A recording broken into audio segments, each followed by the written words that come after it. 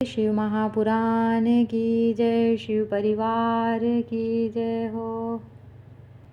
12वां अध्याय कर्म यज्ञ भक्ति और साम आदि का वर्णन। नारद जी ने कहा, हे ब्रह्मा जी, इसी बात को अच्छी तरह फिर कहिए। ब्रह्मा जी ने कहा, एक समय मैं सब ऋषियों को साथ लेकर क्षीर सागर के तट पर भगवान विष्णु की स्तुति करने गया, और जब हम सब ने उनकी स्तुति की तो उन्होंने शिव जी के चरणों का ध्यान करके प्रसन्न होकर कहा, हे ब्रह्मा आदि देवताओं, तुम लोग क्यों आए हो? तुम्हारा क्या कार्य है और मुझसे कहो। ब्रह्मा जी कहते हैं कि जब विष्णु भगवान ने इस प्रकार पूछा तो देवताओं ने निवेदन किया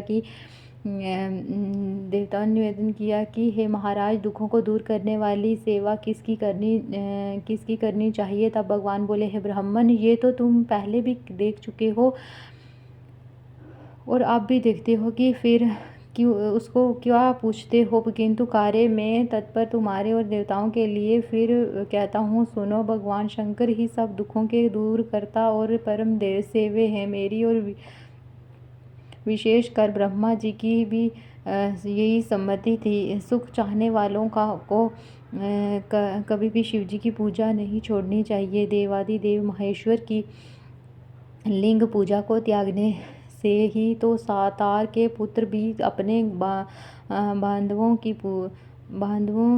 सहित नाश को प्राप्त हुए। इस कारण लिंग मूर्तिधारी का सदैव पूजन करना चाहिए। शिव जी की पूजा से ही हम तुम तथा सभी देवता श्रेष्ठ हुए हैं। फिर आप इस बात को कैसे भूल जाते हैं? जैसे भी हो, लिंग की पूजा करें। काम शिवार्चन करना ही योग्य है। वही बड़ी हानि और वही महाछिद्र, वही अंधता और मुग्धता है। जिस मुहूर्त और क्षण में शिव अर्चन नहीं होता, शिव जी का भक्त कभी दुखी नहीं होता। मनुष्य को संसार के सारे सुख तो शिव जी की पूजा से प्राप्त होते ही हैं, अपितु मुक्ति भी प्राप्त हो जाती है। ब्रह्मा जी कहते हैं कि जब इस प्रकार विष्णु भगवान ने कहा तो देवताओं ने उन हरि को प्रणाम किया और सब कर्मों की सिद्धि के लिए लिंगों की प्रार्थना की। तब भगवान ने विश्वकर्मा को बुलाकर कहा कि हे मुनि, मैं तो जीवों के उद्धार में लगा हुआ हूँ। तुम मेरी आज्ञा से देवताओं के लिए शिवलिंगों की स्थापना करो। ब्रह्मा जी कहते हैं कि विश्वकर्मा ने हरि की आज्ञा से देवताओं के लिए लिंगों की कल्पना कर उन्हें वे लिंग प्रदान किए। पद्रागमणि का लिंग इंद्र को, सुवर्ण का कुबेर को,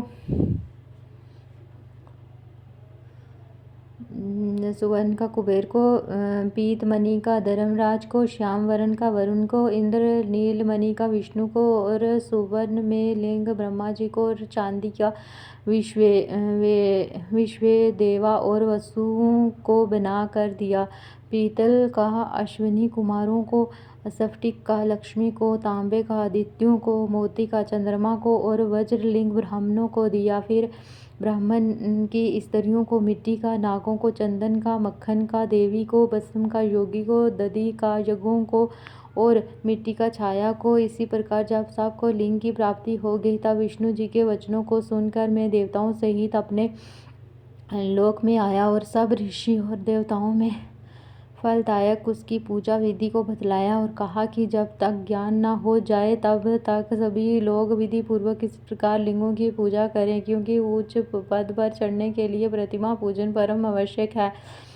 निर्गुण की प्राप्ति के लिए प्रतिमा पूजन ही उसका आश्रय है। इससे सगुण से निर्गुण की प्राप्ति होती है। देवताओं में शिवजी सबसे बड़े हैं, अतः इनके निमित्त प्रतिमा पूजन अवश्य करें। जहाँ जहाँ जैसी भक्ति हो वहाँ वहाँ वैसी पूजा अधिक करें। बिना पूजा और दान आदि के पाप लगता है, और पूजा अधिक करने से ज्ञान रूप रंग की उत्पत्ति होती है और विज्ञान प्राप्त हो जाता है। अतः जब तक गृहस्थाश्रम में रहे तब तक प्रतिमा से पंच देवताओं की पूजा करता रहे, अर्थात सबके मूल शिवजी की ही पूजा करे, क्योंकि मूल के सिंचन से संपूर्ण शाखाएं भी तृप्त हो जाती हैं, किंतु शाखाओं के सिंचन से मूल कभी तृप्त नहीं होता। विद्वानों को थोड़े ही में ये जान लेना चाहिए कि शिवजी की पूजा करने से सब देवताओं की पूजा हो जाती है।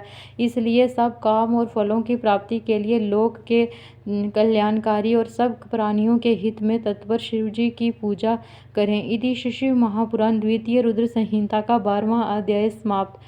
बोलो शिव महापुराण की जय, शिव परिवार की जय हो।